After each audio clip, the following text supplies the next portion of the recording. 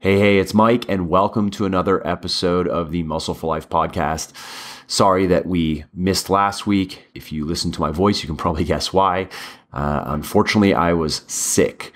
And again, this winter has been kind of brutal to me and my family, really. For the last 7 weeks, we've kind of been passing around this cold flu plague thing that's been going around. And it's been really annoying. It's just been this lingering, I got it first, 6-7 weeks ago, and then gave it to my wife and son, and then I got better, but they still had it and kind of gave it to me a couple weeks later, and it's been very, very annoying. But we're all better now, and the cold weather is going away, so maybe I can just chalk it up to my first real winter or something out of Florida, even though this was a pretty mild winter. I mean, just a couple weeks ago, we were having like 60s, 70s, and sunny here in Virginia, so that was pretty cool.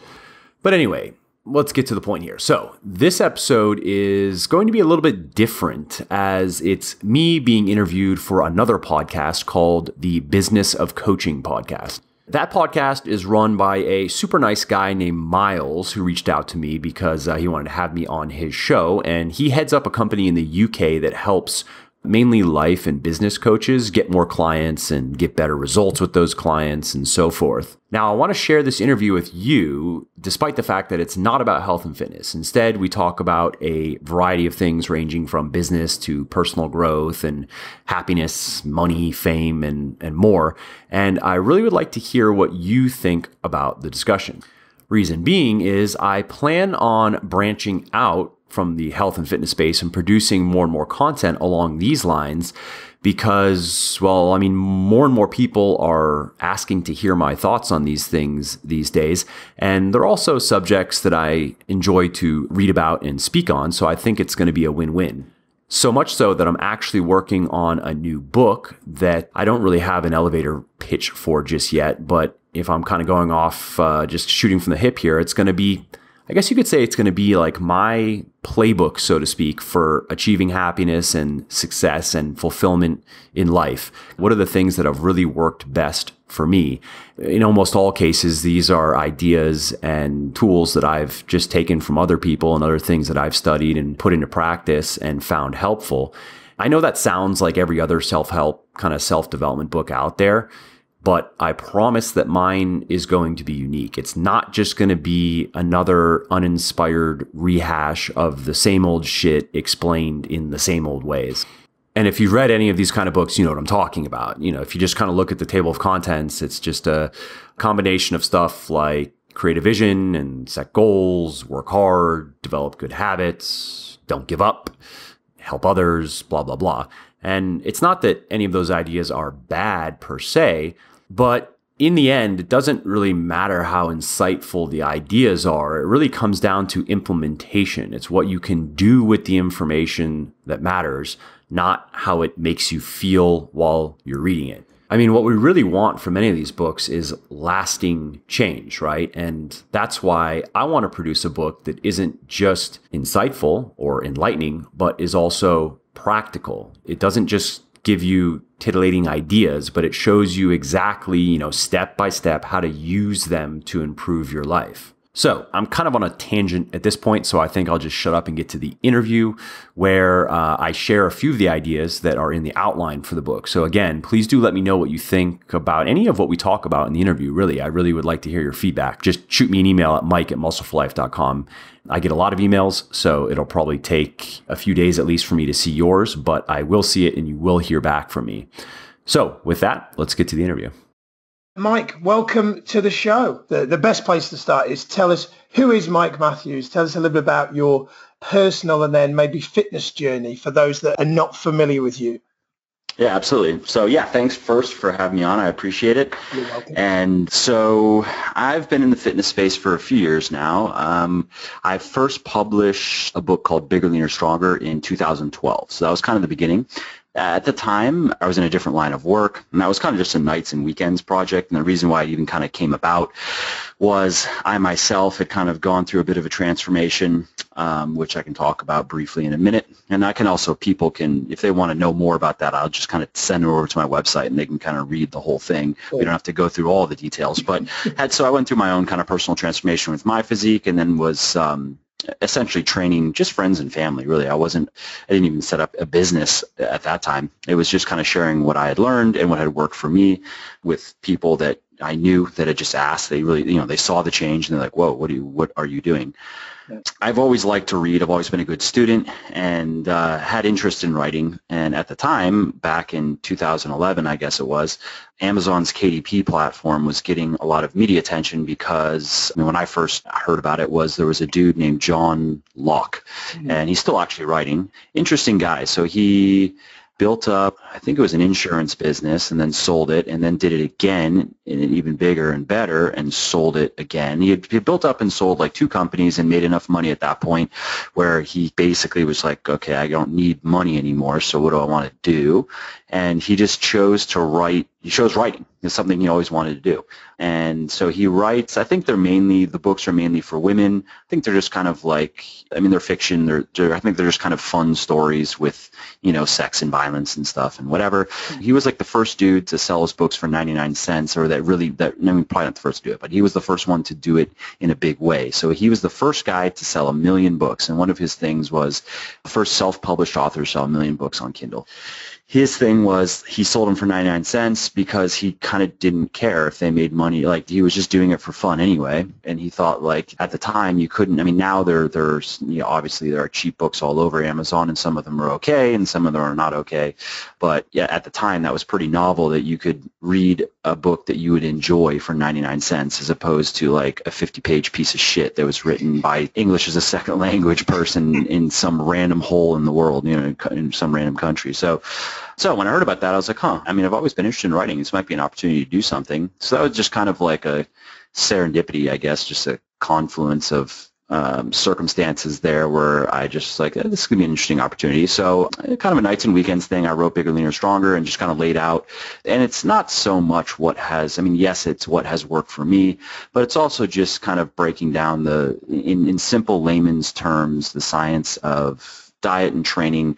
And of course, there's a lot more than that you can know. That even the book now is, I've overhauled it since first releasing it, and so now it's bigger and better now. But still, it's not everything that you could know, obviously, that could benefit you. But I would say it's probably the 20% out of everything that you can know that's going to give you 80% of your results. So it's the basics of diet and really how the metabolism works and how energy balance works and how macronutrient balance works and the truth about nutritional value of your diet and how does that relate to body composition and how does it relate to just general health and performance and so forth.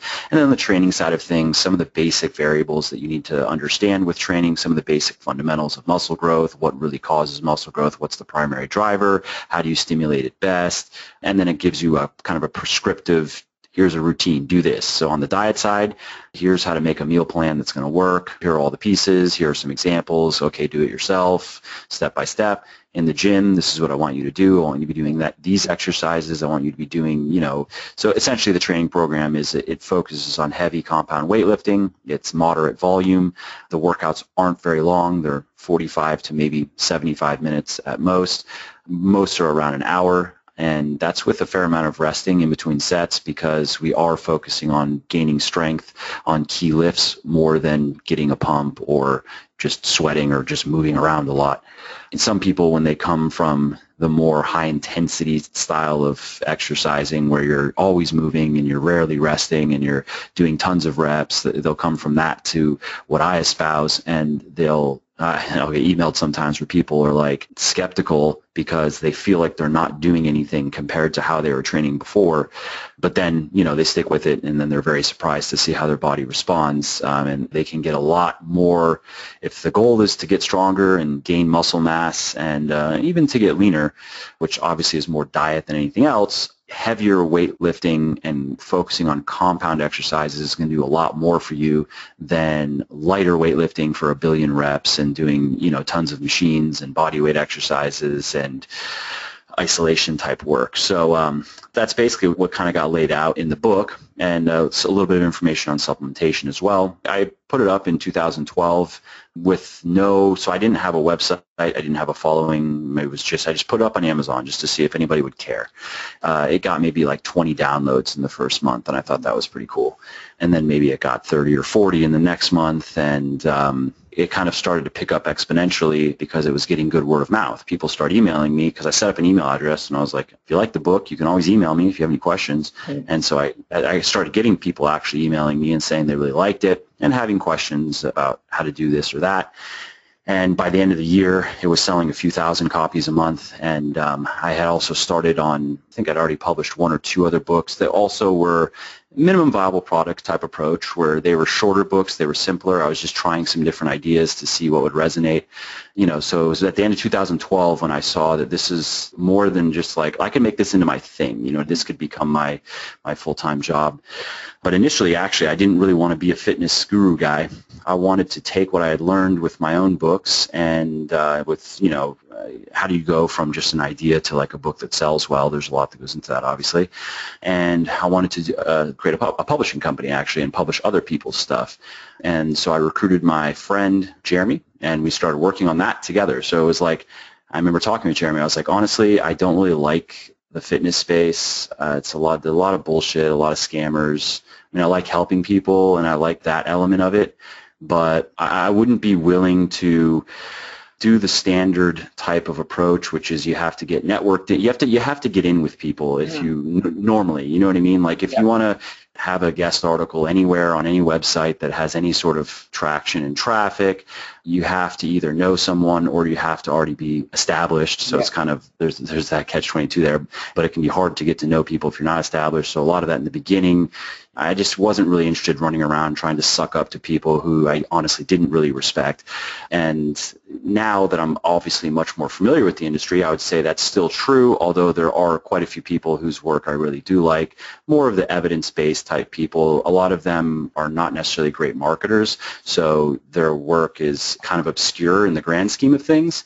A guy like Lyle McDonald, super smart dude, really knows his shit. I had him on my podcast recently. Yeah, my wife loved that episode, by the way. She loved it. Oh, yeah, great. So, Lyle's an example of someone who I really respect him for the work that he does, but he's not a great marketer, and I don't think he would even take offense if you were listening. I think he would say, that's just not his thing. He's more of a science guy, so I didn't, when I was initially getting into it, I didn't know about Lyle actually at all. I just kind of looked around, like, go to the bookstore and just go see what do you have available for you in Barnes & Noble if you want to try to, let's say you're someone that wants to get in shape, and the people that get the book deals and that are most out there, in the public eye are generally just full of shit. That kind of includes people in the cooking space, like like Rocco DiSpirito, negative calorie plan, shit like that, where it's just ridiculous. So initially I was like, fuck, I don't want to do that. Let's create a publishing company. There's an opportunity. It still actually is an opportunity. It's something I'm going to be pursuing. There's an opportunity because traditional publishers have distribution, and they have that locked down, of course. If you want to get into Barnes & Noble, you can get in as a self-published author. It's just hard. You have to have serious numbers. Like I know I can get into Barnes & Noble and get into other places. I just haven't. I'm bringing somebody on this year to kind of help expand everything on the book side of things, because I'm not going to do it myself. But if you don't have big numbers that you can show, it's going to be hard to get a buyer at Barnes & Noble to even care. So of course you have to go through a traditional publisher. Now traditional publishers, that's what they have. What they don't have is, in most cases, they're not very good marketers. They're not good at helping refine concept of the book and the hook of the book, taking that initial rough idea and turning into something that will really grab people's attention and make them want to buy. They're not good at necessarily, these are generalizations, but they're generally true, not good at helping with getting to a title that, again, really grabs your attention and really promises strong benefits and evokes curiosity and so forth. And they're not good at writing copy for the book, and et cetera, et cetera, et cetera. So they also don't know shit about internet marketing, and there's so much that can be done there. So I was saying, like, we could do this. We could actually, one other thing is, this is more true now even than in 2012, or I guess it'd be 2013 actually is when Jeremy and I were looking at this. The publishing industry is very they want people, like I'm actually going to be doing a book deal this year because I actually need the distribution because I'm going to do a New York Times campaign. So the next book I'm going to write, I'm going to make a New York Times bestseller, which I have a big enough following to do that. I mean, basically, if you can get 10,000 pre-orders, you're good to go. If you can get 5,000 pre-orders, actually, you're probably going to make it on the list. But it's not just about numbers with the NYT. It's also about who published the book, where is it available. So the safest bet is to just go with a traditional publisher if you want to do that, and I want to do that. But publishing companies are interested in just working with people like me. I have websites that get a couple million visits a month. I have over 300,000 people on my email lists. I've sold close to 1 million books self-published over the last, since 2012. And blah, blah, blah. I have a popular podcast. They want home runs or they don't even want to talk, and it's becoming more and more true. So Jeremy and I were looking at that going, we could find people. We know what good content is, especially in the health and fitness space, and we could branch out into other stuff. We could get people that otherwise publishers, they don't want to take the time to really put the work into developing. They want just a killer proposal that shows this person has it all. They have the marketing brains for it. They have the following. They can create the content. The publisher just wants to almost be the facilitator. They don't want to take something that is rough and really mold it and shape it and do a lot of editorial work and so forth. So we were going down that road, but then during that couple-month period of putting it all in place, getting the website created, just creating our plan and shit. I mean, the book sales kept growing, and I kept on getting more emails, and more people were happy. We looked at it and actually were like, really, we probably should just go with this opportunity. It's a better opportunity, really. So I just kind of was like, all right, well, I guess I'll become the fitness guru guy then. And so that was 2013, and then so we launched Muscle for Life, and we've changed gears, kind of pivoted in the other direction here, and launched Muscle for Life in March of 2013, and it grew very quickly. It's really kind of a glorified blog, but it's going to get a complete overhaul this year. We're going to be ramping, well, it's going to get completely redesigned. We're going to be adding a store, new products, new services, cleaning everything up, and then I'm going to be ramping up the content production on it. And we have some big plans for it because it's kind of been neglected, honestly, because we've been focusing so much of our marketing bandwidth on Legion, which is my supplement company. Yeah, got it. And so 2013, and since then it's just been kind of continuing, just nose to the grindstone, and continued recruiting people as I needed them, and building out the organization and launching Legion and writing more books and doing stuff, podcast, and I released an app recently. And the idea is it's not like, really what we're building is an ecosystem. So where everything can feed everything else. So book sales feed supplement sales feed book sales, app sales feed, and so as we add more and more things, it allows. I mean, there are many advantages to that. Like, it's not just good for having multiple streams of income, but it's also good because it allows us our customer acquisition costs are much lower than many of our competitors in each individual space, because like my supplements, one of the USPs of that company is we simply spend a lot more producing our products than most supplement companies, and we spend that money intelligently, meaning that we put it into good formulations. We're not just spending it haphazardly and have expensive products that aren't very good. With most products and services, you get what you pay for. Not entirely true with supplements, because a lot of supplements are expensive, but they're complete shit just because of the markups really that are needed. In a traditional retail model, you have to sell a supplement for 8 to 10 times or 8 to 12 times what you paid to create it, or what it cost you. That's a lot of things. Like whatever shirt you're wearing, same thing. It probably cost 1/10 or even 1/15 of what you paid, but you don't care because it's a shirt. You bought it because for whatever reason you bought it. You like the brand, you like the fit, it's a shirt, you don't even give a shit, you just bought it. And it's not being sold like it's going to do anything special for you. It's a shirt. Wear it or don't wear it, it doesn't matter. Supplements are very different. One, the hype obviously is just over the top, and most supplements are sold with, they promise all kinds of things they can't deliver, and you can't make a good supplement you can't make a good pre-workout for $5 a bottle. You can't, period. I don't care what it is. I don't care what you try to do. It's going to be crap, because you're not going to be able to use ingredients that are actually going to be able to do anything. You're not going to be able to use doses that are going to do anything. So one of the things with Legion is we just spend a lot more. Like I'll say my green supplement cost me almost $20 a bottle to produce.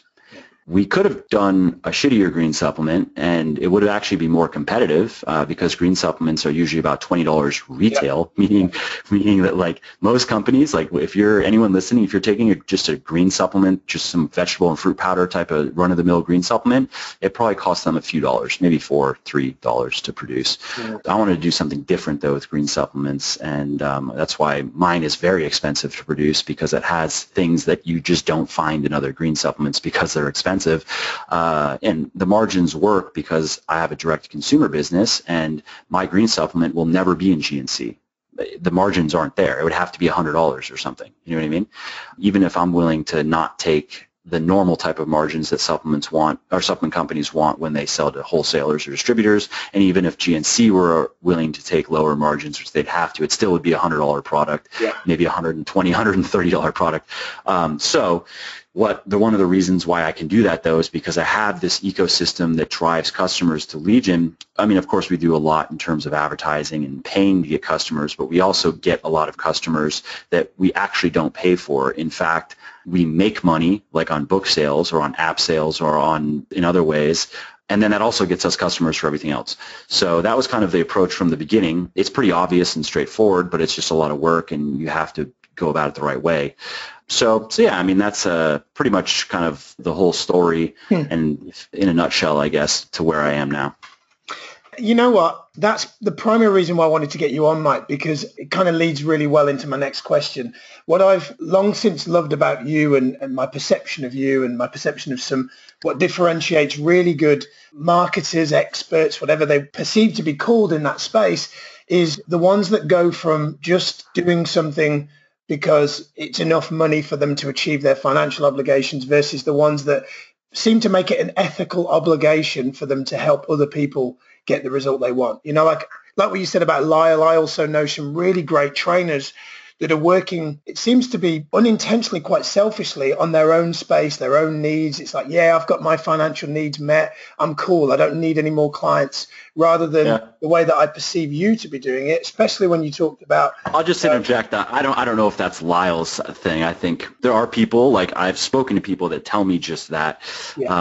But I don't know if Lyle's one of those guys. Yeah, no, I mean, obviously I don't know Lyle. Yes, so they're definitely not. I'm more so definitely in our space. I know that there's coaches, trainers, consultants, probably some that are listening right now that can look and go, yeah, that's me. When I talk to them about what would success look like to you at the end of 2017, and they talk about like their needs and their goals and what they're going to achieve for them, rather than the human need of contribution. And you struck a great chord for me when you said about, you know, we recognize that getting a book out, getting a publishing deal, one is bloody hard work, and two, they don't seem to always have your best interest at heart. So we're going to do it ourselves to help other people get their message out. And you know, and that's, I love that about you. And that leads me to my next question, which is, why do you do what you do? Like, what's different for you neurologically that made that shift for you, where you went from, maybe you've always been this way, but maybe doing things just for you and your needs, to go, and you know what? I'm actually going to do what I say I want to do, and I'm actually going to give a shit about people and not just say it so that I can achieve my own little financial goals. Why do you do what you do? It's a good question, you know, and it's sometimes hard because I'm me and I'm in my head looking out, and it's been a part of my personality. I wouldn't say that I've always been a super selfless type of person, but I definitely have always had maybe a sense of ethics and some sort of integrity. But where it would probably begin would be in how I was raised. So my parents, and my dad in particular, is very much like that. I mean, I say my dad in particular because I saw it in his work. I mean, my mom's like that too, but she raised me and my brother. My dad, he has built up a couple businesses, and so he's a successful business person. So I always had that as like a model growing up, and he's very much like that. I mean, he has a bigger heart than I do for sure, and that's not a slight against myself. It's just he's like one of those guys that everybody likes because he's super generous and super nice and really cares about people. And again, like I actually don't know of anyone that actively really dislikes my dad. I mean, some people here and there, whatever, especially his ex-business partner maybe doesn't like him so much, but that guy though, that's a whole nother story. That guy's an interesting dude. And that was my dad getting him because he was too nice and giving this guy so much stuff. But anyways, I probably kind of internalized a bit of that just growing up, and it was never, in how I was raised, I guess I wasn't maybe raised in the same way that many of other millennials have been raised, which is a whole other discussion, but I think we're seeing a lot of blowback from just terrible parenting. And I was maybe instilled, had certain values of hard work and personal responsibility, and also just responsibility in general, responsibility to others. I'm all for individualism in certain ways and to a certain degree, but I wouldn't say I think Ayn Rand took it a bit too far. I liked parts of what she had to say in Atlas Shrugged, but then other parts I was like, all right, well, I disagree with that. I think that we all live together, and so we do have, I don't look at responsibility as a burden. I don't look at I have a responsibility to do these things for other people and it's such a burden. I look at it as something positive, as I truly believe that, service to others is, in a way, it's like a rent that we pay for living on the planet. And I very much disagree with people that only live for themselves and don't want to give back to society and don't want to give to others and just want to take. Those are, I guess, kind of just deep-seated values or virtues for me, and they're very much kind of tied into the type of person that I want to be. I'm more interested in being the type of person that I want to be, and that matters more to me than even the things that I'm doing or the things that I get from what I'm doing, like what I have from it. So what I mean by that is I get satisfaction more from, I would say, exhibiting the type of person that I want to be and being that person actively and doing the things that but what I do is more coming from that as opposed to doing things just to have shit, just to be like, oh, I want a Lamborghini, so I'm going to do whatever it takes to get a Lamborghini. Like those types of ambitions are, I think, meaningless, and they are more conducive to the corner cutting and the selfishness, and just because they're so empty, and they actually they are just inherently meaningless. So I don't know if that's helpful at all, but I haven't honestly thought all that much about it. So I'm kind of just trying to reverse engineer how did I come to that type of approach. And I also believe in cliched shit like you should treat other people the way that you want to be treated, and if you do that, then it comes back to you in spades. And again, it's not so much that I feel like I do that just so I can get things from people, but that makes me feel good about myself. And again, that matters. How I feel about myself and how I feel that I am, how I feel about my character and how it's developing matters a lot to me. So that means that in a lot of cases, I'll do things, of course, that maybe I don't really feel like doing at that time. Or if I were just more into pleasure than actual satisfaction and fulfillment, then yeah, I would probably live very differently. I wouldn't work as much as I do. There would be a lot of things that I wouldn't do. I would do a lot of things that I'm not doing right now, and I would live in a way that would be a bit more what people would honestly expect, because there's a certain level, you reach a certain level of success financially, and people expect you to kind of just turn into a prick, and you know what I mean? And yeah, I know what you mean. And just fucking throw your money around and try to show off how cool you are, and try to make other people envious. And I find that abhorrent, though. I would legitimately hate myself if I became that person. So, again, I don't know if that's helpful, but it's makes a lot of sense. And my background started out in the fitness industry as well. My mum managed a gym, a health club for 20 years, and I grew up in that environment. I was covering on reception when people came through the door from the age of 10. And my mum, similar to what you said about treating people the way you want to be treated, my mum's motto for me growing up was, she said, Miles, if you treat people that a little bit better than they expect, you can't go wrong. And I always remember that on the gym floor. And then that ironically led me to niching out and now working with some of the gym chains and brands around the UK on retention of members and customer experience for those members. And that arguably wouldn't have happened if it hadn't have been for the upbringing in the gym and also just some great experiences, some valuable experiences of like meeting people, like showing them around the gym and hearing some of the personal stories. I'll never forget a quick story, a woman who came into a gym really closed off, really defensive, apparently like, I just want to have a quick look round. I've only got 10 minutes. I've got to get back to work. She was on the surface really quite rude. And after just asking her some questions to show that I gave a shit, she actually opened up and started to get quite emotional, and then actually started crying. And she said, you know what, I've had 3 or 4 tours in the past week in gyms, and I haven't joined any of them. And in truth, the real reason why I'm here, Miles, is because my husband and I haven't had sex in about 4 months. And I realized that if I don't do something to improve my physical appearance, I think my marriage is going to be frankly over. And that since then was like, wow, that's like, wow. It was a catalyst. Yeah. So if anybody ever asks me, why do you do what you do in that industry? I'm like, it's things like that, you know, it's things that really just treating people, you know, had I not treated her that little bit better than they'd expect, like her marriage could be over. And there's a positive end to the story, because I still know that gym on a personal level, and her and her husband are both still members of that gym, and they've been members together now for about 10 years. Who knows what might have happened had she not had that experience. So yeah, that's awesome. And I've gotten quite a few over the years now, quite a few of those types of stories, and those are always my favorite. Like, yeah, it's cool for people to go from out of shape to in shape, but it's coolest when there's real context there, and to hear just how it affects other areas of people's lives. Because, I mean, I think getting into great shape, or just getting into good shape, and, you know, just getting into the routine of it all is probably one of the easiest things you can do to improve every area of your life. Everything gets better if you are exercising regularly, if you have a good diet, and if you're not overweight. And there's a point, obviously, where there are diminishing returns in that regard. But if you just look at how the average person lives in terms of like sedentary living and overweight and terrible diet, and then if you change all that to active, there's also something to be said for the vanity of it too. I mean, that matters to all of us how we look. So there are the psychological and the emotional benefits that come with that just go beyond the physical. But yeah, it's cool.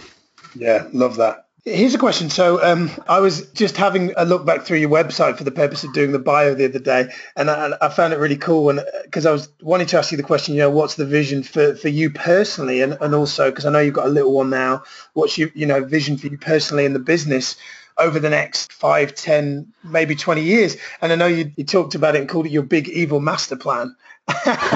which I love. I mean, I need to update that. That's also going to be updated on when we do this update, because I'm probably like, I can't say, I mean, I've obviously reached a lot more than 1 million people now, but I can't say that I've actually, my work has helped 1 million individuals. It's definitely in the hundreds of thousands now, so I'm getting closer to that. But yeah, that's going to be updated with the new site, because I have now Lennox, who, you know, he's a little guy in the on that page. Now he's 4. Because it's been a couple of years. Wow. I have a daughter on the way. She's going to be here in August. Amazing. So congratulations. Thanks. Yes, I'll be updating that. But yeah, so to your question, so the big picture, if I have to kind of break it down by property, I guess, for Muscle for Life, is I want to make it really kind of like the go-to place for not just evidence-based material, but evidence-based material that you can really understand. That's been something that I think I've improved on actually quite a bit since the beginning, but was still what I was striving to do in the beginning is not show off my intellect or my vocabulary or my writing skills per se, but really just explain things clearly and in a way that anyone can understand them, and give people practical advice that they can apply.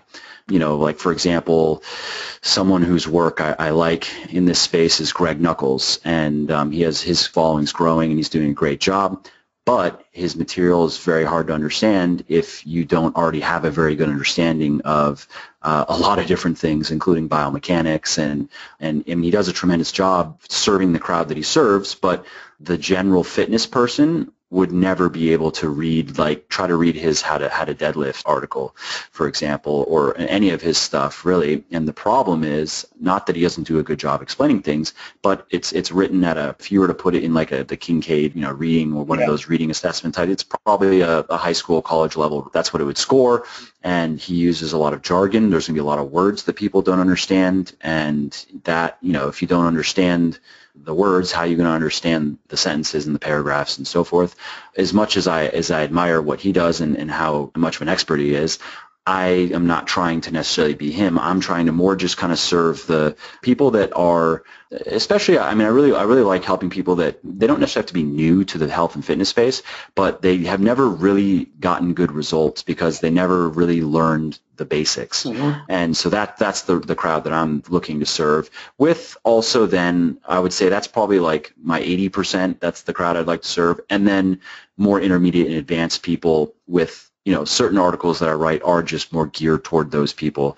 And so I don't want to completely neglect people that want necessarily the life cycle to be like, once you know something, you could just move on.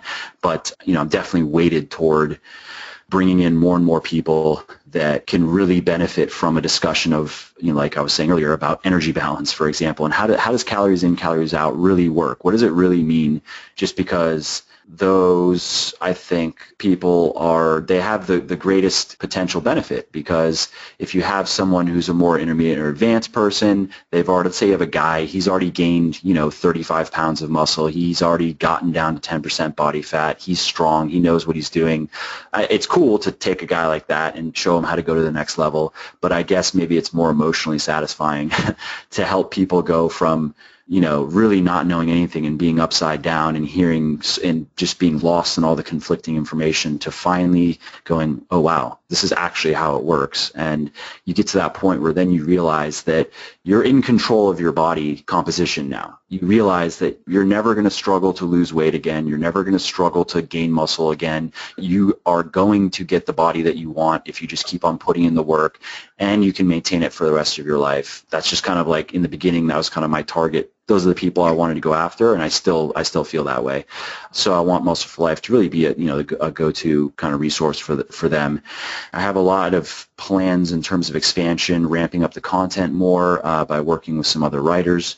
Again, going to be adding a store. It needs to be better monetized, really. I mean, it hasn't been the focus, but we're going to be focusing on that.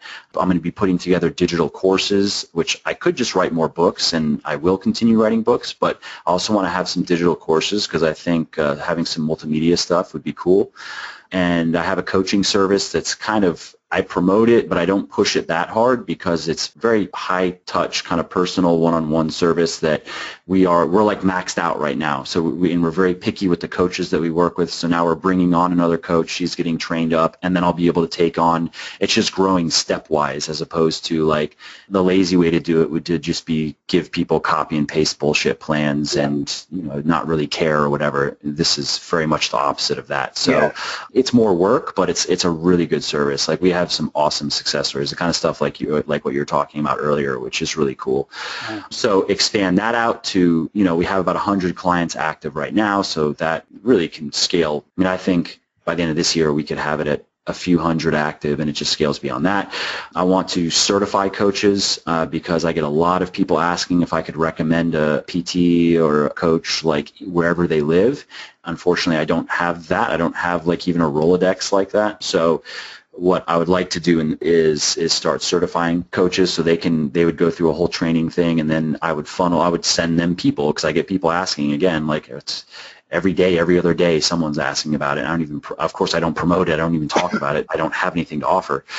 And I think there's an opportunity to take the coaching service offline and to do a boutique gym kind of concept where it's a personal coaching only. Like one of the things with the coaching service is we pitch it as a 90-day service, and that we want you to fire us after 90 days. Like this isn't something that you're supposed to just come on, pay us for the rest of your life. We're not only going to tell you what to do, but we're also going to educate you so you can just do it yourself after. We don't want to create people that are dependent on us to continue in their journeys, basically. And we actually ended up offering a continuity service because people were like demanding it, but in the beginning, there was none. It was just like, no, 90 days, that's it. Like, you're going to pay this amount, this is what we're going to do, and then by the end, you're going to be good to go. But then, we've worked with, a lot of people by now. It's been a year, and we've put a lot of people through it. There are quite a few of them that a few $100s a month, they don't care about the money. They just like the accountability. They like their coach. It's just working, so they want to stick with it. So, but I think it could be taken offline, and there's a gym concept there where it's not a gym where you go to work out. Like if you're not working, like the people there, they come to get trained, and that, we take care of everything in the way that we do with meal plans, and we have a whole system in place. So that it could be exported offline. I'll probably start doing live events myself next year, probably. And so I would say that probably falls under the umbrella of Muscle for Life. Right now, again, like I said earlier, it's kind of a glorified blog. I want to turn it into, there could be a digital magazine and so forth, almost a publication of sorts. I guess it's a bit more like a real brand, I guess, a real health and fitness brand, you could say, that is known for specifically education and services, like working with people. So that's Muscle for Life. Legion, over the next 5 to 10 years, I think revenue-wise, I think it is very realistic that it could be like Jeremy and everyone in the group, like our big goal is $100 million a year in revenue, which is a big number, but it's big in the sports nutrition space. In the supplement space, honestly, it's not. Probably it's a decent sized supplement company, but in the sports nutrition space, that'd be one of the bigger ones. But I think we can do it, and given the trajectory so far, I think it's very realistic. And there's a lot of work to do, and we're going to need to catch lucky breaks, and blah blah blah. That's with anything really. Aside from revenue, I would like it to be like the premier natural science-based supplement line, basically. And a lot of people a few years ago when we started Legion, not very many people were talking about clinically effective doses, and were taking that contrarian stance of like, supplements are on the whole shit. They're not necessary by any means. Supplements don't make great physiques. Proper diet and training does, and the right supplements can help you in certain ways, but if you don't want to take supplements or you don't have a budget for it, don't worry about it. You'll be fine. And so, that was unusual. That was unique in the beginning. And now you have a lot more companies that are saying the same thing. Where they can't compete, though, is, I think I have a few kind of competitive advantages. One is that I spend a lot more on their products, on my products than they do. Depending on the company, they just can't do that. Like if they're in retail, they can't make my products. They can make shittier versions of them, but they can't make them. And then also, like I was saying earlier, I have this ecosystem that's growing, and I also have I'm the face of the company, and that also is something that's unique in that I think that I resonate better with my potential customers or my crowd more so than the face of other brands that I won't name, or the faces of other brands. In some cases, the namesakes, and in other cases, the top tier kind of athlete dudes. Yeah. Because even in some cases, like I'll say, like take Steve Cook for On. He seems like a cool dude. I've never met him. Great physique, very good looking guy. Is the whole package in that regard. But I wonder how much beyond that. I don't know. For me, I think I just have a different. I would attract a different type of person maybe, because beyond how he looks and just his personality, he seems like an effusive, friendly dude. There's not much else there from what I can see. And I'm not saying that to criticize Steve. I'm just kind of trying to view it objectively as a marketer. Obviously, On is massive. They're probably close to $1 billion a year in revenue at this point. So that's kind of neither here nor there. But so that's kind of the goal with Legion. It breaks down into, there's a lot of specific things that we want to do in terms of new products. We also are very much about customer experience and not just trying to sell people stuff, but actually help people get into shape, and that's ultimately the goal. When they come to us, they're not buying a protein powder because, in most cases, they're not buying a protein powder for random because they heard a protein powder is because they like the taste of protein powder or something. You know what I mean? Yeah. They're buying stuff from us because it's part of an overall journey and that they're going through. I would say probably 100% of our active customers that order from us every month are exercising in one capacity or another and are doing it, because they want to look better, they want to feel better, and so forth. So our thing is very much how can we help them do that and then also as a byproduct sell them supplements. So we're going to be doing just more and more in that regard, and we already like have our very good customer service in that like people can write us with any question that they have and we'll give them real help. It's not just going to be, oh yeah, here, buy this fat burner. That's what you need to do. In fact, in some cases we may recommend, like, you know, I know for a fact actually in many cases that people will ask, hey, should I take this supplement? And we'll say like, not really. Like, should I take this fat burner while I'm bulking so I can just like, you know, minimize fat gain? There's plenty of companies who be like, yeah, definitely. You should take all of them. You should take everything. We'll tell them no. Actually, it's a waste of money. Like, you should buy our Supreme bottled air as well. Yeah, exactly. Yeah, you should huff that shit every time you work out. Every time before you squat. Trust me. You'll you know, future. That could work actually. Like we could just say it's like high oxygen. You know what I mean? Like, it would work. Someone would buy it. So we go about things differently. So, you know, I also would like Legion to have a reputation as really as a company of people that really care, and a place you can go and actually really get help and have a community of good people that again are supportive and are real and are willing to answer questions and help. And we have that growing. We launched a Facebook group recently, and it's I'm in the quickly. Group. Love the groups. Fantastic. Oh, cool. Yeah, really good. Yeah, exactly. So you know, I want to see a lot more of that kind of stuff in addition to revenue, of course. So that's Legion. On the book side of things, my initial goal was to sell, my initial big, like what I felt was a stretch goal was to sell 1 million books, and I have to get my final numbers for last year, but I'm pretty much there. If I'm not there yet, I'll be there by probably the end of next quarter. That's kind of done. So I guess the next stretch goal will be like 5 million books, and to get there, just recently started working on a new book, which is going to be, there are a handful of health and fitness books that if I could just clone myself, that I would also write concurrently, because I think that they could serve a need, and there's a gap there, and I could do a good job on them. So I probably will end up doing them actually, or at least turn them into digital courses so I have that content out there for people that want help. But the next book is going to be a lifestyle kind of play. Like, I would like to branch out into the self-development, self-help, kind of self-transformation space. Yeah. And I don't like a lot of the material in the space. I guess, I mean, I almost feel like it's deja vu from when I got into the health and fitness space, where I was like, this space sucks. Like, a lot of this content sucks. A lot of these people suck. And I don't mean suck in like, oh, I'm just so better than them. But no, like, they're dishonest. They're unethical. I don't like what they're doing. They just take advantage of people. Yeah, so I kind of feel similarly about the self-help, self-development, kind of self-transformation space. I don't think it's as bad. I think it's worse in the health and fitness space. But I want to write a book that is going to be, I guess, a kind of a manifesto of sorts for my tribe, because I've built a pretty big following by now. And I know just from emailing, I mean, I checked the other day, my email inbox has 55,000 emails. I'm not unread, but that's the total amount of emails that are in my Gmail. And so I've spoken with literally tens of thousands of people. I mean, of course, that includes all back and forth and stuff. And so I know that part of the reason why people follow me is, they like my health and fitness information. They like what I have to say in that regard, but they also, many people like what I have to say about stuff like what we're talking about in this interview, whether it's more life-related or business-related or marketing-related.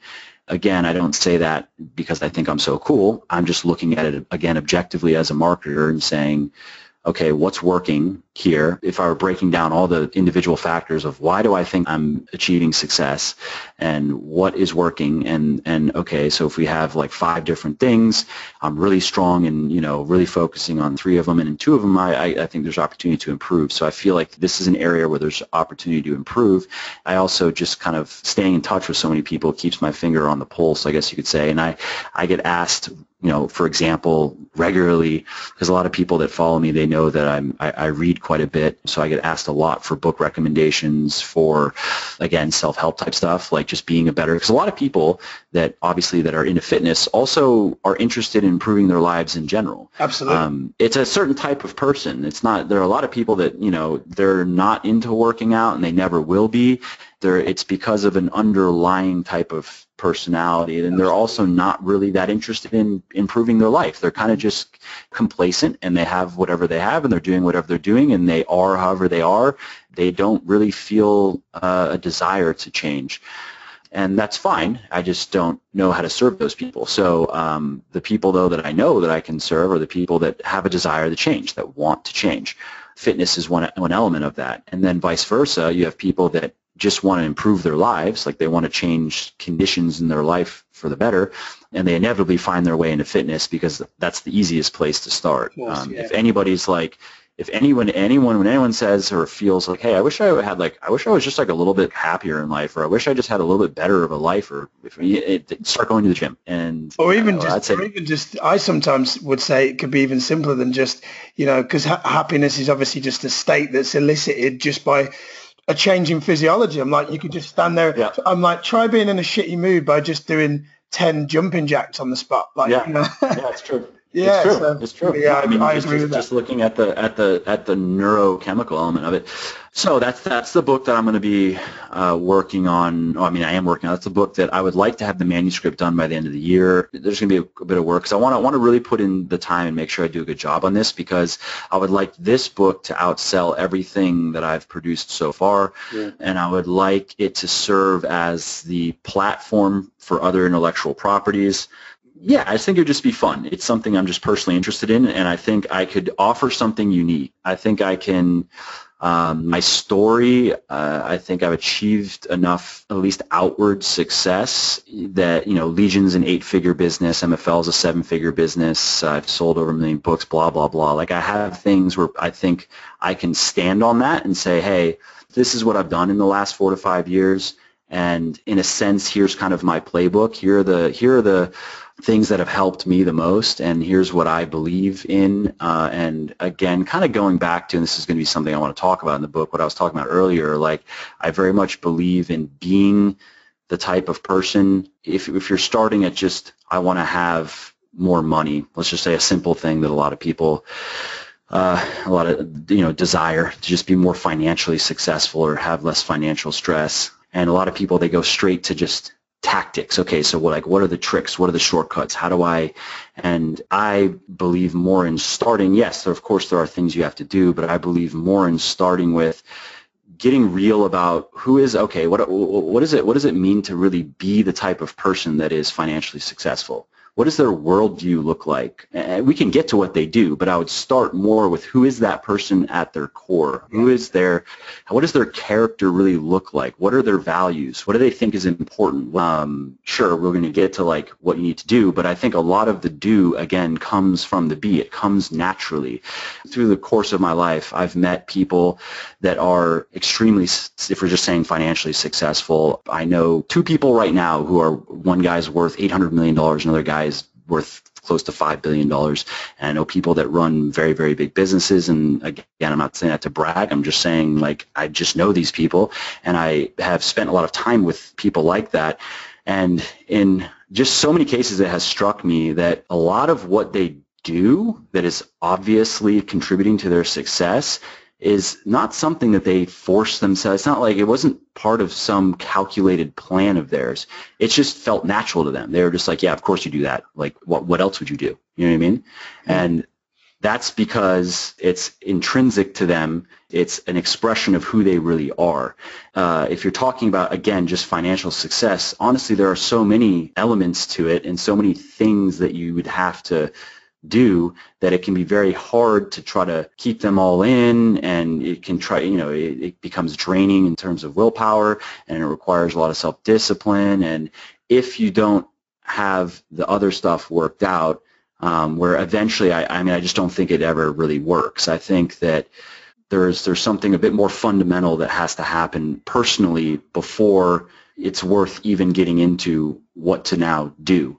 Because in the case of anything, really, if we look at it, I think achieving success, whether it's like in the gym with your body or with a business or in any area of life, a lot of it is kind of like the people that are successful, they do the stuff that people that aren't successful don't like to do. Absolutely.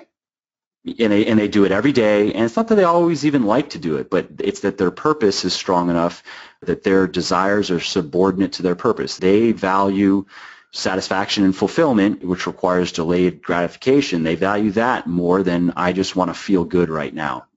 So I'm just kind of rambling about it because I've started to put together an outline for this book. But that's going to be the book that I'm working on, and I want it to serve again as like a touchstone for like, this is what we're all about. Similar to, like, for example, the Spartan race thing.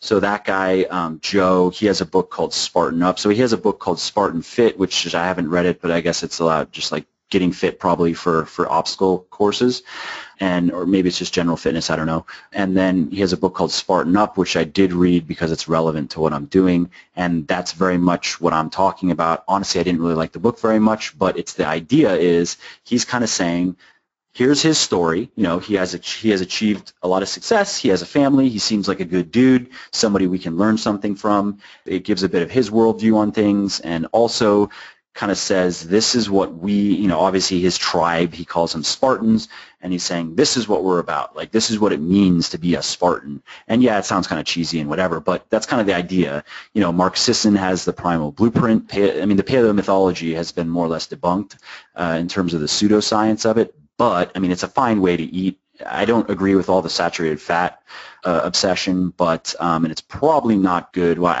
we know now for a fact it's not good for some people. Some people genetically it is going to increase. Like if they're eating 70 grams of saturated fat a day, it's going to increase their risk of heart disease. It is not necessarily healthy at all. But I do like that paleo is a high protein diet. I like that it promotes fruits and vegetables and nuts and so forth. So it's better. It's much better than the average just standard American diet type of approach. But that book is, that's what that is for Sisson. It's like, here's the book that says, this is what I'm about. If you're about this, come on over. You're going to like being here, kind of thing.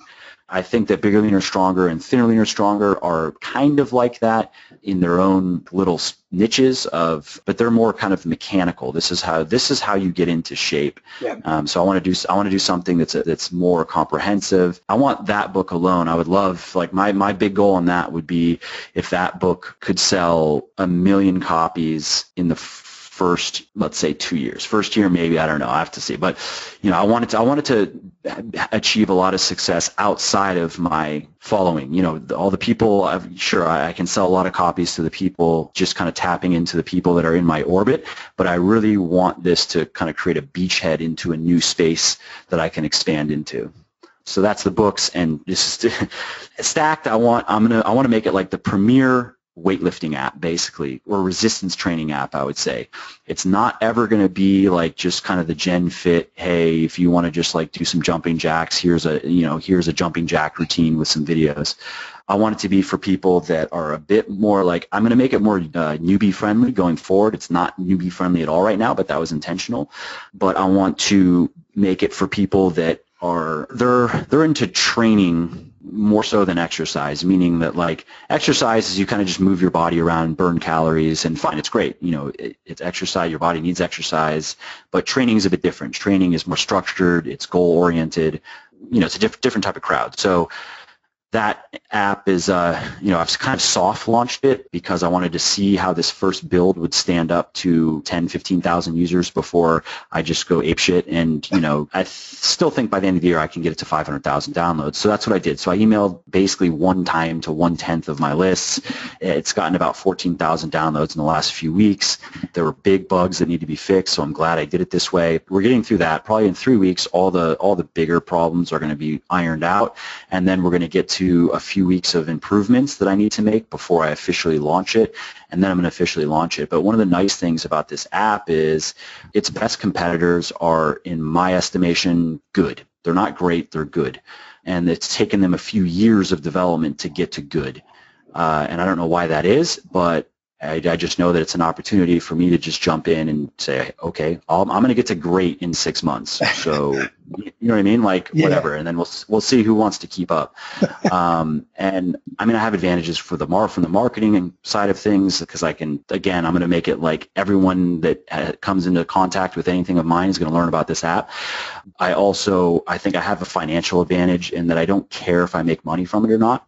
In the immediate, like in the long term, sure, at some point I'll make money, but I'll end up spending $1 million on development before. I mean, I don't even care. Like I've spent $250,000 just to launch it, and I probably have another $500K in development already like lined up. Like, guys, go fast, do all this stuff. And going forward, I'm just going to always be rolling its money back into it, which I don't know if anybody else directly in its proximity is going to be able to do that. So we'll see. Yeah. So I mean, I guess that's those are the bigger plans. There's some really great stuff there, and I think really well into the next question, which was, what's been your biggest lesson on building your own brand? And for those that are listening, there's probably a lot of coaches, trainers, consultants that are probably right now hovering probably around the 6-figure mark, and then there's even some startups in there as well that are just kind of getting started out in the coaching space. What would be a biggest lesson that you've had on building your brand and something that could be used really as advice for them? So I'd say like probably top of the list is really doing whatever is needed to serve and really, really be helpful. I mean, I still answer emails. Obviously, I have some help now, but there are still, because a lot of questions that I get asked are actually just like, hey, that's a good question. Go check out this article. Yeah. So I have one of my coaches helps, and he jumps in and answers some questions for me. But I still answer emails from people every day. We have a little system in place where, like, if he's not sure, then I have somebody else that if that person's not sure, then it'll come to me kind of thing. And then there are also just communications that are directly to me, like people I've been in touch with, and they're like, hey, Mike, da-da-da, and then so it just gets, forwarded to me. Up until that has been only in place probably for a year or so. For the first couple of years, I got to where I was spending 4 to 5 hours a day just answering emails and social media messages, everything. I would answer everything, anything, any type of communication that anyone sent me on any channel. If it didn't get answered, it's because somehow I didn't see it, but I would go every day and answer everything. And that's something that I think played a huge role in how quickly everything has grown, because nobody's willing to do that. And that is something that wows people. Like when somebody emails you and they don't even expect a response, because, it's even more so now, I guess, because I've achieved a bit more altitude, you could say. But even in the beginning, when I just said publish the book, I had no name, no one knew who I was. They still were surprised that just an author, because I guess probably because I had a book that comes with a little bit of cachet, that the author would actually respond with a real response and actually answer questions and tell you, hey, like, let me know if you need anything else, just email me, and I didn't ask them to buy anything. All I would ask is if they like the book, if they could just leave a review on it. Like, that's it. And of course they don't have to do that. I would just ask as a PS basically. So that's hugely important. It doesn't scale, which in many ways, there's a really good article. I think it was by Paul Graham from Y Combinator. And if you just Google Paul Graham things that don't scale, really, really good article. And I really, really believe in that there is a lot of value in things that, and this isn't of course everything, but things that don't scale that can be hugely valuable for various reasons. And in this case, it was because it created a real personal connection with people. And it's, again, something that no one else is really, I say no one, but very few people in any sort of position of anything would be willing to do. And I still do that today, and that will never change. Like, I may need, at one point, I may need 5 people to help sort through everything, but people will always be able to reach me if I'm needed. You know what I mean? So, for example, if someone emails and says, hey, Mike, how do I lose stubborn fat? That may be me replying to it, or it may be like Roger right now. He doesn't reply as me, he replies to Roger, but Roger might jump in and grab that and be like, hey, I work with Mike. That's a good question. Check out this article. So I just have an article. That's the answer. It's like, hey, just read this article. Check it out. But if it's something more specific or something directly to me, then I'm going to get it. So that's something that will always stay in. As a funny little anecdote, Charles Darwin personally answered letters. That was what he did every night for I think, most of his life.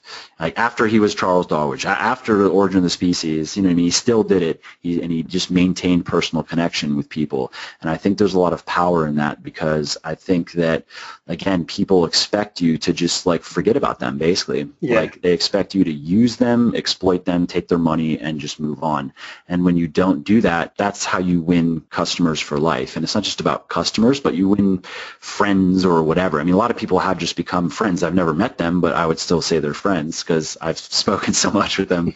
And so that's very powerful. And it's also divorced from the finances of it. It's, I don't know, it's nice. I mean, it's nice to go, and I can say that I get to email with all these different people that, again, I would consider friends or at least acquaintances.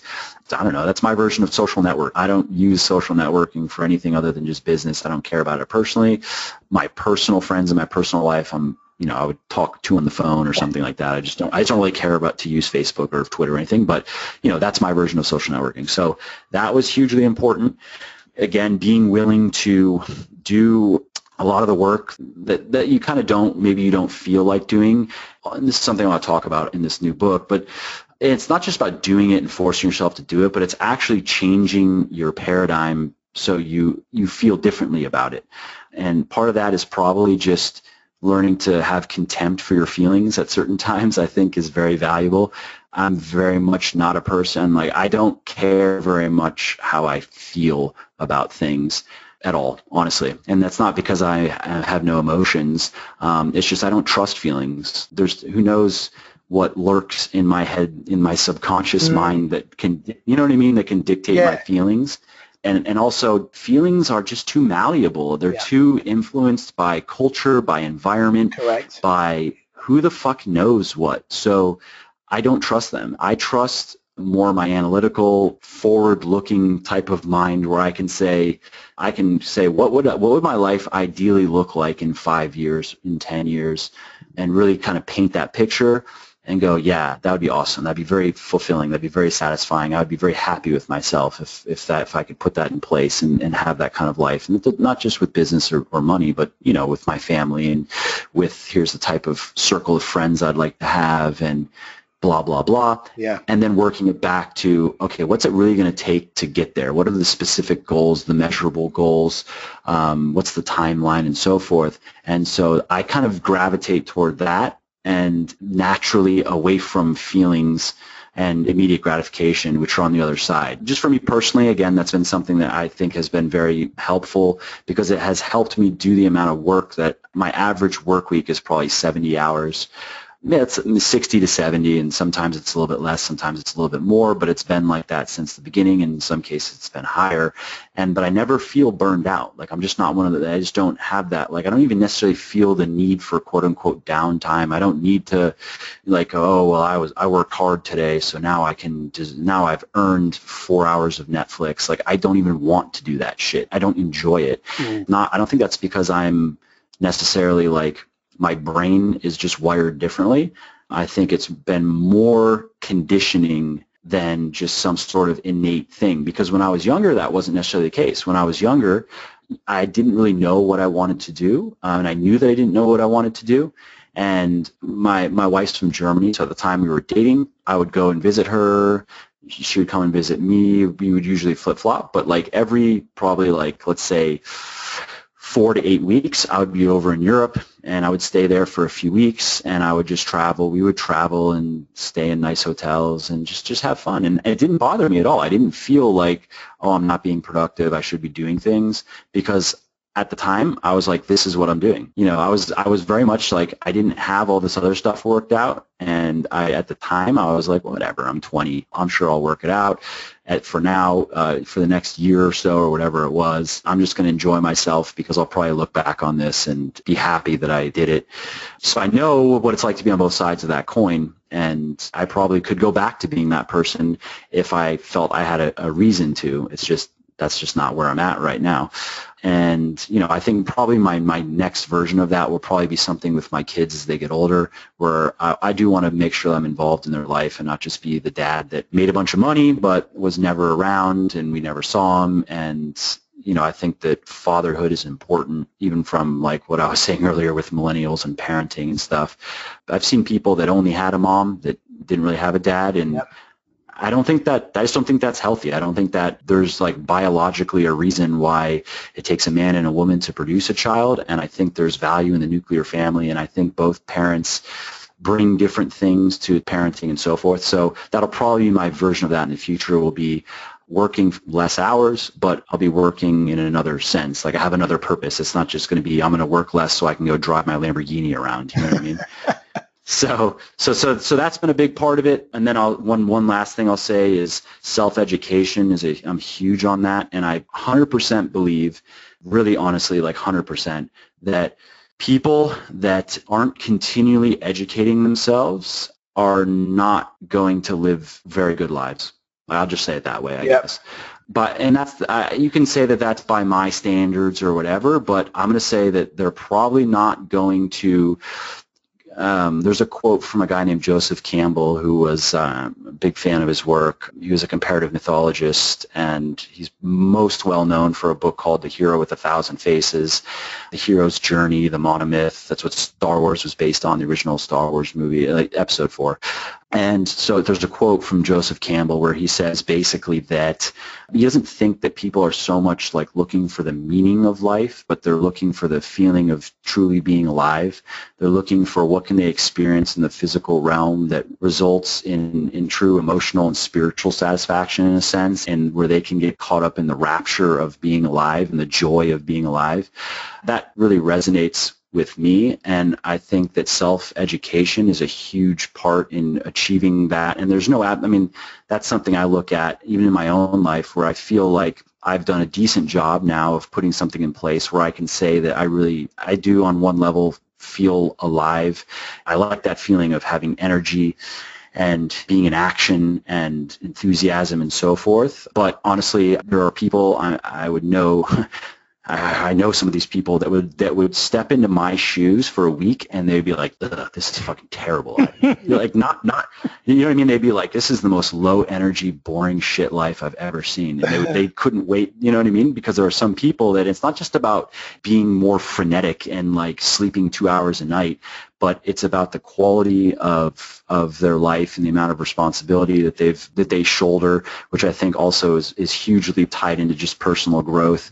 I think, going even what we were talking about earlier, if you're just living for yourself and you have no responsibility even for yourself, let's say you don't even have responsibility for taking care of your body, you haven't even gotten that far, that's a pretty sad state. But then you have people like Elon Musk who look at the amount of responsibility that dude shoulders, and he loves it, you know what I mean? Yeah. So I would hope to improve in that regard for the rest of my life.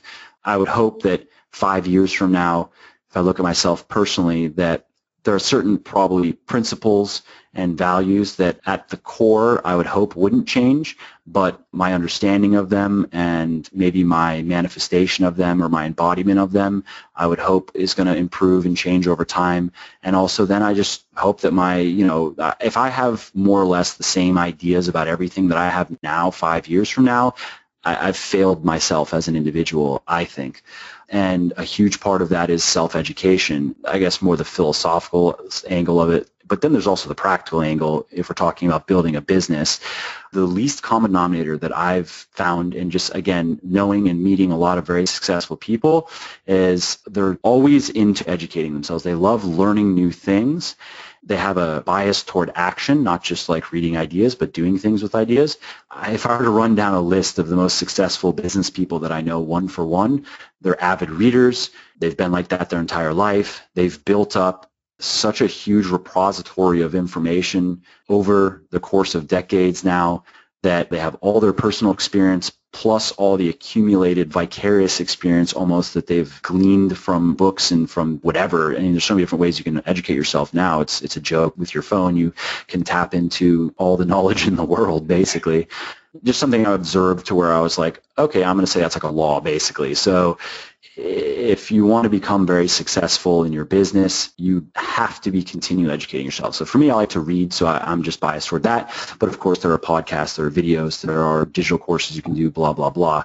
And I think that it helps in a few different ways. One, It helps you model yourself. It shows, like, I really like biographies personally. You get to get down into the muscle, bone, and connective tissue of who these people really were and how did they live and what did they really think about things, how did they view things. And you're not getting someone else's distillation of a life and someone else's filter on what they thought is important. You kind of can just get, like, here's all the raw information and you come to your own conclusions. It also, for me, it helps me hold myself to a high standard where I look at talking about Elon Musk. I recommend everybody read the Elon Musk biography by Ashley Vance.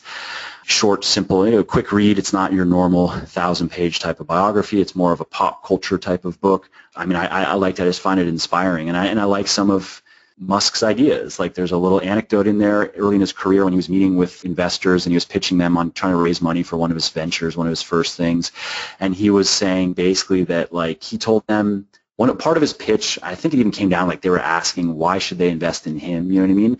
And he basically said because he kind of looks at business like a samurai in that he would rather die than fail. And so that was enough. They're like, yep, like you. And now you see that, dude, you read that book and you read what that motherfucker went through. Those aren't just words. Yeah. Like, that's who he is. I mean, there was a point in his life that they go over in the book where it looks like everything is fucked. It looks like he's going to have burned through all of his money he made with PayPal. It looks like Tesla's going to go under. They haven't even gotten to launch yet. And they're way over budget, way over schedule. SpaceX is down to its last launch. He has no more money after this launch. If it doesn't work, that's dead. He barely made payroll. Tough times. But people, just for example, people that were interviewed, that worked with him at that time said that they actually didn't know when he went home to even shower because he slept on a beanbag in his office for like 4 hours a night, and he would work. That's all they ever saw him do was working and sleeping on the beanbag. So it was like a joke at the office, like, dude, I think he legitimately hasn't showered in like a month. Like, he doesn't even leave.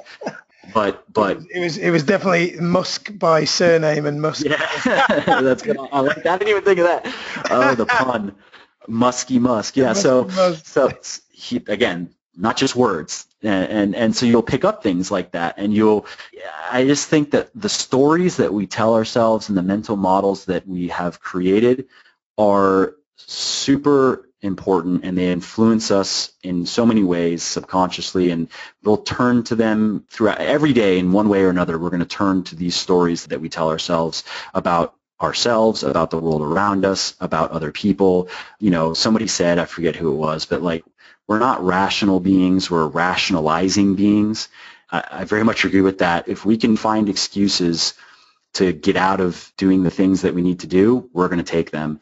And that's very much like a resistance kind of war of art, Stephen Pressfield type of thing, but I believe in that. So just self-education has helped me tremendously, and it's been something throughout my entire life. Again, I've always enjoyed reading. I was a good student growing up. And, I also would say that I think in business, continually educating yourself improves your business instincts. I think that even, of course, you're not going to remember all of the key takeaways that you had highlighted in a book you read 5 years ago, but subconsciously, I do believe that we absorb a lot more than, it's not just can we remember word for word or even the basic concept of something that we read, but in the future, when you're faced with a decision, which I think a big part of being a good CEO is the quality and the speed of your decisions. How quickly can you make decisions, and how good are those decisions? So when you're faced with decisions every single day, things feel right or they feel wrong. Again, feelings. Where are those feelings coming from? If they're not coming from a place of education and a place of insight and knowledge, where are they coming from? Who the fuck knows? It could be like some shit you saw on Kardashians 3 years ago. Honestly, not joking. And you don't remember, but you're just like, I don't know. It just feels right to tell this person to go fuck off and go kill himself. Yeah, I'm going to do that. I look at myself as there are so many things I don't know, and I have myself on plenty of bad ideas and bad stories and models that I want to root out. And I think I'm going to die that way, but I'm going to continue working on it.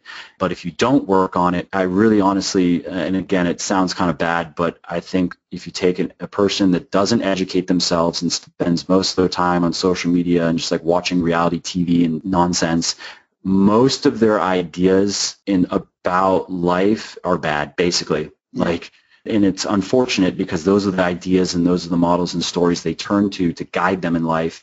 And most are just fundamentally flawed and are going to lead to unhappiness and pain and suffering and so forth. So yeah, I'd say those are probably the three biggest things. And again, this is all stuff that I'm going to be talking about in this new book. So if anybody, if this resonates with any at all for people listening, I'm going to be working on it this year. I want to have the manuscript done, and it'll probably get published end of next year. That's most publishers, they want a year at least from the time they receive the manuscript. I'm also going to be writing some articles and stuff on this to kind of put up trial balloons and see how people respond to the concepts. I don't want the entire book to just be posted on my blog, but I definitely want to see how people respond to some of this stuff. Cool. I'll happily sort of promote that once that's ready to go. Just let me know, because I think that there'll be a huge benefit, no doubt, to the people that are listening to the interview for them with that. So cool. So, and that leads me actually to really last question, which is, firstly, I just want to thank you for taking the time to come on and for being so real, honest, vulnerable, transparent. I think you've really broken down some of the myths on what it takes to just be a great human being, let alone build a great brand. And I think the two intrinsically go together. I love what you've said about doing the inner work and doing the basics really well. Probably a lot of people that are listening in maybe think that they've got I ran a workshop yesterday, very brief story on podcasting, like how to start a podcast, because I started a podcast a year ago, and a big believer in once you've learned something, then go and teach it and share that with others. It's really interesting, the people coming into the group. Many of them, when we wrote, I said, right, tell me what your outcome is that you want to leave at the end of the day, because I've got a training manual of stuff, but that's not the most important thing. What's most important to me is that you leave with the outcome that you've come with. And it was amazing how many people came with all these technical things that they, about the editing and everything, when in actual fact, when we chunked down to it, it was the purpose, the real reason why they wanted to create it, that they knew deep down was what was going to keep them going. And I think you've highlighted some really good examples today on, it's great to learn all the technical, complicated stuff, but and this is what I've learned just from your books is, the repetition's the mother of skill, doing the basics really well in any area of life, in business, in health, in a relationship, doing the basics really well and treating people as better than they would expect, or as good at least as they would expect, will go so far and above. And just doing the inner work will go so far above any clever shortcut that people think that they can grab at that's going to get them what they want faster. And then, it may get them what they want. It may get them what they want faster, but that happiness isn't going to be there, because happiness comes from a sense of contributing and making a real difference and really giving a shit. I think and that's the cliche of like money doesn't buy happiness. I would say having money is more of an absence of a negative than a positive, in my opinion. So it's nice that I don't have financial problems. Like I know I can pay my bills and take care of my family, and I'm really not into buying stuff. Like I think the only thing that I'm going to be interested in spending money on, so to speak, is collecting things, like just things that I think are cool that have significance to me, especially because history is the subject I've always liked to read about. So there's just periods of history that I find very interesting, and I like to collect things. But that's where that cliche though comes, where you have someone where they think like, oh, how amazing would it be to make $1 million a year and have that Ferrari and have like 5 Rolexes and have all these people that are going to look at me and I'm going to be so sick. And then, some people have a strong enough drive and they sometimes catch lucky breaks or whatever, and they get there and then they realize like this is really not as cool as it was in my head. Or they stay married to it, they turn to Golem. It's like the Ring. It's like that's the metaphor. Honestly, dude, like I think when it comes to attention, being, interesting, trying to get attention from people is, again, this is something I'll probably talk about in this book, but I think it's so much more important to be interested in the world, interested in people, than it is to try to get attention. Absolutely. And that manifests in different ways. It's look at me, look at my cool tattoos, look at my cool this, cool that, look at my money, look at my cool words that I say like everybody else, and look at the cool music I listen to. And yeah, it's fine. I mean, I guess you can get in it, but the further you go down that road, I think the worse you get as a human. With fame, the moment when you start desiring fame, that's when you're fucked. If you can deal with fame, if you don't care and you actually don't want it, but when you start wanting it then you're fucked. I saw a study. It was either a poll, like a Pew Research kind of thing, or it was a study so they asked X thousand teenagers aged, I don't know, 13 to 17, what they want to be like when they grow up. And it was, I want to be famous. That's terrible. Like, again, terrible parenting, terrible. That's the worst possible goal. Honestly, I think being rich is a better goal than being famous. Yeah. It's still, being rich is still a shitty goal, but being famous is probably the worst. It's short of psychopathy, short of I want to murder 500,000 people or something. I want to become a dictator. So, just interject there. Yeah, I think it's the money is never, and the things are never as satisfying as you think when you're getting into it. If you don't find that, if you don't find really where the fulfillment is, then I think it can lead you down a dark path. Yeah. Yeah, I agree. I would say that I'm forever banging on about the Tony Robbins human needs model. The people that go for significance, especially external significance, and don't go consciously, are not aware of the importance of contribution, will just never be happy. Yeah. I had a great conversation a couple of weeks ago with a coach called Rich Litvin, and we were talking about significance and, that it is a need that we all have, and like, how do we fulfill it? And we were talking about, I said something I've been doing, some real deep inner work over the past year with my coaches. Every morning, do the obvious thing to you or I, which is like journaling what I'm grateful for. But something else I've been doing is writing down what I'm proud of, your character development and how you take great pride in that. Kind of writing down, what am I proud of? And not external achievements, but internal achievements, character developments. Like, where am I now? I did a video the other day, like people talk about their goals and where they want to be. And I'll say, this time last year, are you closer to your goals than last year? And also, have you taken the time to look at like what you've created in the past year, both internally in your character and also that makes a difference to other people? And a lot of people go, oh no, I'm so busy working on the next thing, I haven't done that. And I'm like, spoke to a guy the other day who's in the UK, is a very well-known kind of fitness model type. We were having a conversation. He was saying, I never stopped to think about what I'm proud of. That in itself, to me, that's now like calories in, calories out. It's so common sense, but not common practice, I think. Yeah. No, I like that, actually. Because I also do use the 5-minute journal. Yeah. I like the addition of proud because it does give you a bit of insight into like where you're at, basically. Absolutely. Yeah. Absolutely. Cool. Well, Mike, it's been a real pleasure. I won't keep you any longer. Tell me, what's the best way that people can connect with you and stay in touch with you moving forward? Sure. Yeah. I mean, Muscle for Life is kind of like the epicenter, I guess, of all of my stuff. So if you just go to muscleforlife.com, right, again, it's getting a whole overhaul a little bit later this year. We're wrapping up some work on Legion's, kind of doing a refresh of the Legion website, and then we're going to be doing a stem to stern on Muscle for Life. But that's where people can find me and contact me. And, I have hundreds of articles that I've written on all kinds of things, so they might like that as well. And, links to all my social media and so forth. That's the simplest way to check out my world. Awesome, Mike. Well, listen, it's been a real pleasure. Thank you so much for sharing your views on some really incredible things today. It's been a wonderful conversation. Thanks so much for joining us today. Yeah, absolutely. Thanks a lot for having me. Thanks, Mike. Thank you. Take care.